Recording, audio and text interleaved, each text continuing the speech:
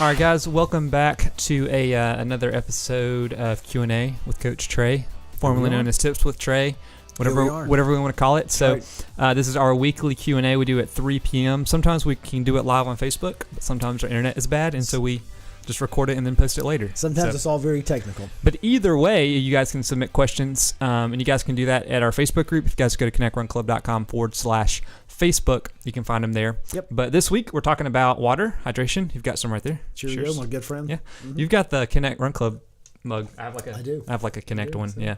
So anyway, so that's what we're chatting about today. And all of that is kind of off the fact that we just had a fun podcast with Dr. Stacy Sims. So Trey, do you want to kind of give them an overview? This is the last one in the feed if you guys are listening to this online. If not, just go to our website and click podcast and you'll see Stacy there. Yeah, so Stacy's really, really good.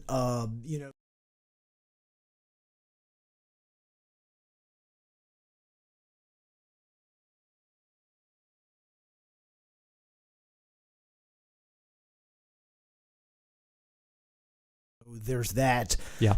And so, but from a hydration standpoint, I think she kind of goes on the same thing that we continue to hear, which is be careful what you put in your body.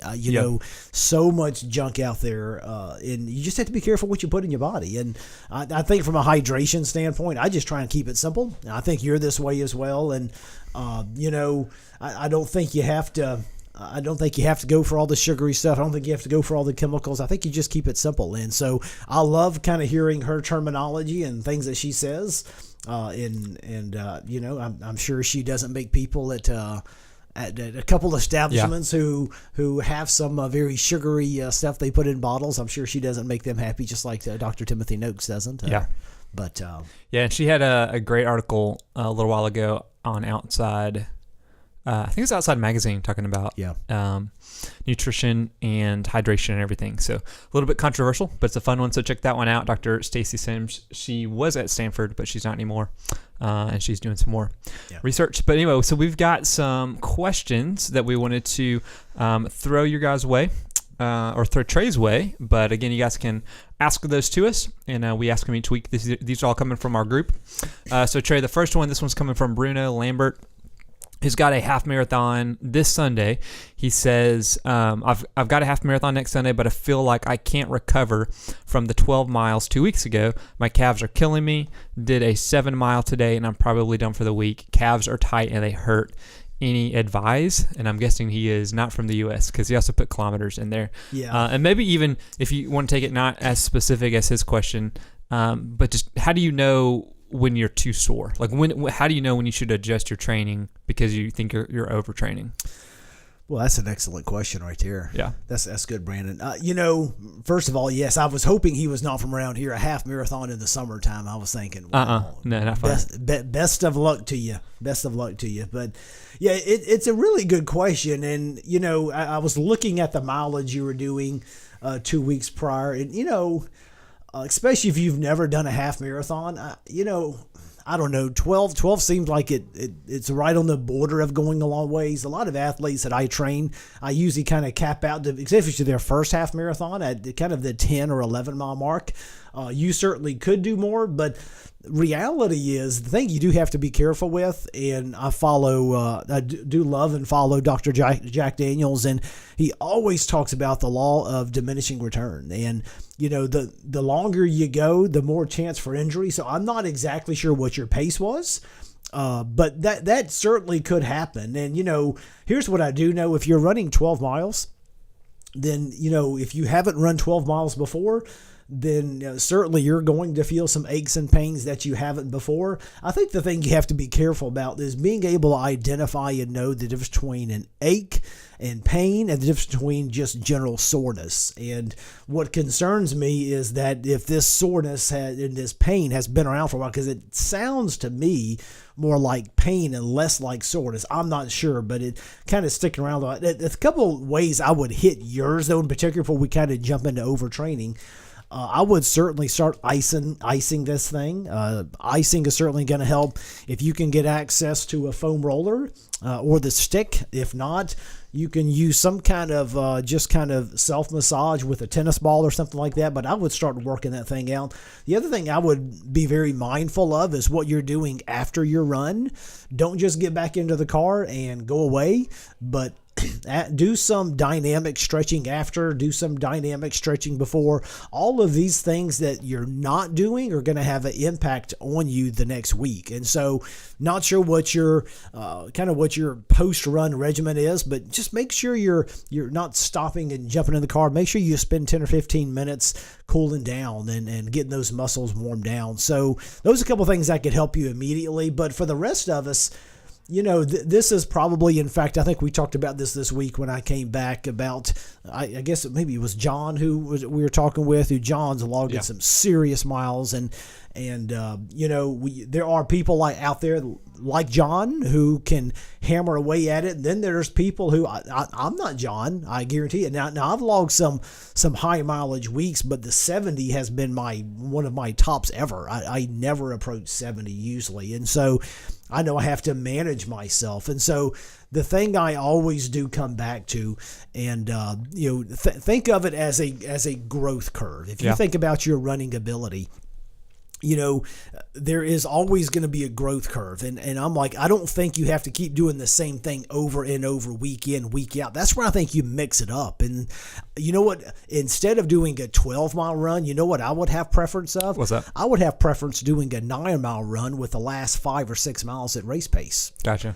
You have a lot better chance of preparing your body for that than you do of going out and running an extra long ways. Yeah. And so all I know is that the more time you spend on your feet, a lot of times the more chance you're giving yourself for injuries. I do like to be able to back it down a little bit, and you have to be able to know at the end of the day, especially for your first half marathon. Your first half marathon, you have one goal. One goal. Your goal is to get to the finish line. Yeah. That's it. I never set a time goal for my first half marathon. Stupidly, I did for my first marathon, which was a mistake. Don't do that. Just finish. Yeah. And that should be your goal. And so that's all I would concern yourself with. Make sure you're not overstriding for your race. Make sure you're just enjoying it, taking it all in.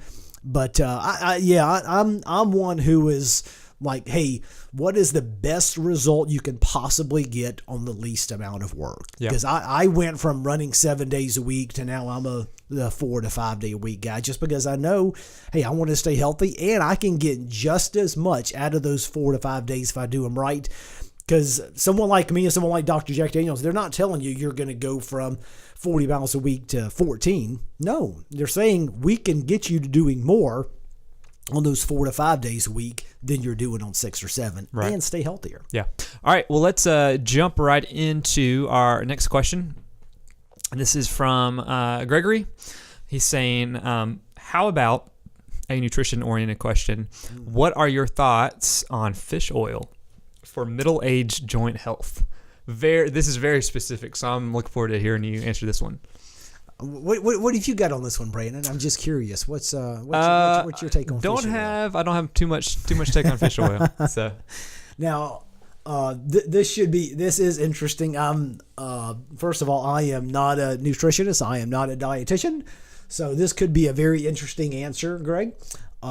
So excited to try and answer this. Here's what I do know. I actually do take fish oil, because I was told that I should take fish oil. That's pretty much why I take it. So I've got it in a cabinet, and I take 2 pills a night. So that's what I do. What's it do? What's it supposed to help with? It's got the good fatty acids that are in the fish oil, which is supposed to help you. Okay. But I think if you're looking at from an athletic standpoint, the things that I think it does for you, I think it does help with joint health, and I think it does help with inflammation. So I think those are going to be the places you find the best benefit.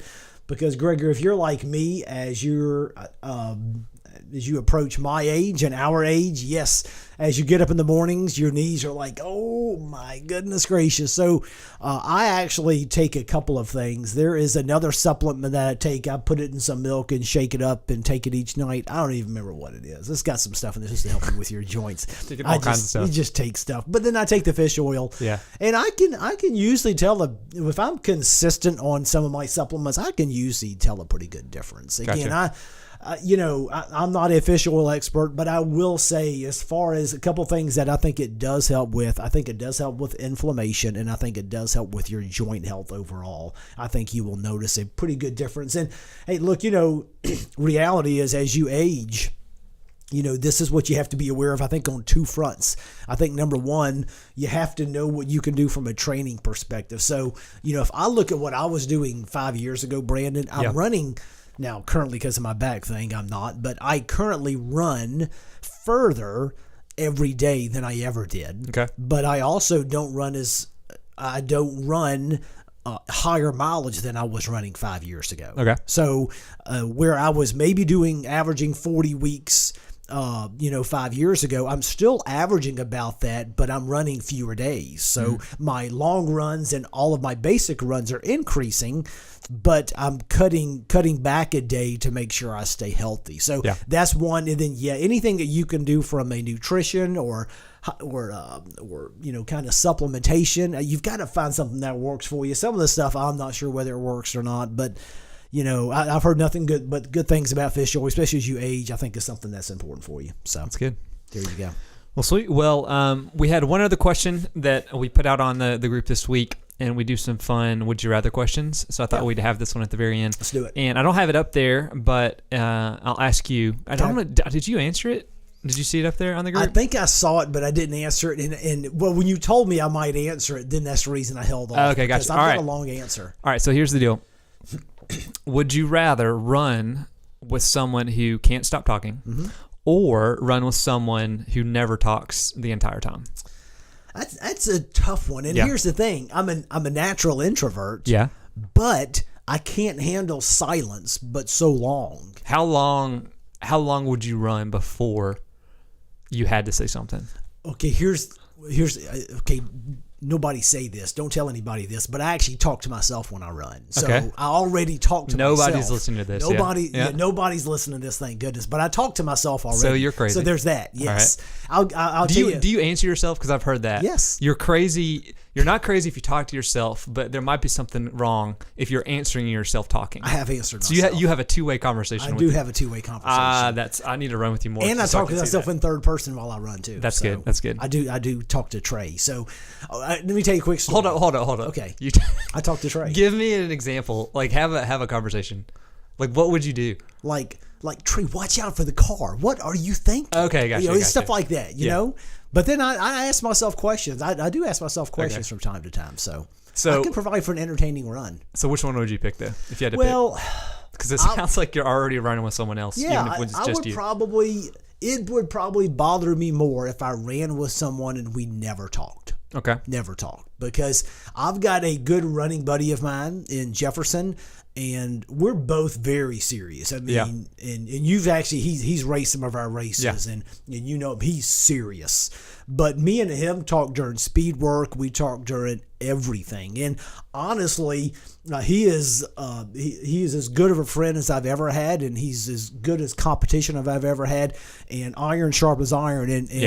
And we know how much better we become because of that. And so, and it's not just conversation to me, it's feedback. You know what I mean? Yeah. Because when I start dipping down into a dark place, sometimes you need someone to give you encouragement. Sometimes you need someone to say, hey, 2 more minutes, man. Can you get 2 more minutes at this pace? So it's not that I need like hours long conversation, but I can't handle no feedback whatsoever, because I have run with some folks who never say a word, and I find myself getting a little bit bored or getting a little bit itchy. What's going on? Are they in a dark place? Because I really use it for me to keep my mood positive, because it's easy during a tough run. That's right. I think I read some stuff on there. Maybe it was Greg who said, hey, I on longer runs or on easy runs, I like to talk with people, but when I'm hitting it hard, I don't really want to. And I'm kind of the opposite. I need some distraction.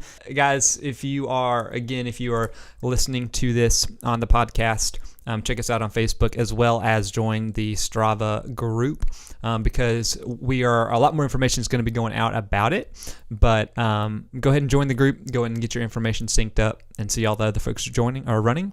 And then we'll have a competition we're going to announce next week for you guys. Some challenge, some fun running stuff. So. Hey, can we ought to, like, for those of you who are doing the Peachtree, and after you finish the Peachtree, since you may not hear this till after, can we do like a hashtag, see who all ran the Peachtree? Yeah. Let's kind of post your post your results or how you guys did in the Facebook group. Or that you finish. Yeah, picture of you in your shirt or something like that. Yeah, so connectrunclub.com/Facebook and let us know how you guys did. Or if you're running anywhere across the world, and we know you got people all over the world, not just in Georgia. If you guys ran this weekend, we'd love to know. Let us know. Yeah, especially with your half marathon this weekend. So we'd love to know how your race went. So congratulations on your half marathon. Sure, you're going to do great. Well, good stuff. Well, guys, this is kind of our new thing we're testing out for the summer. So we have a live episode that isn't live, but it goes out on Monday. That's Q&A. And then we have an interview-based show that's going out on Thursdays now. That's right. Stay tuned for our Thursday show. And stay hydrated. Stay hydrated.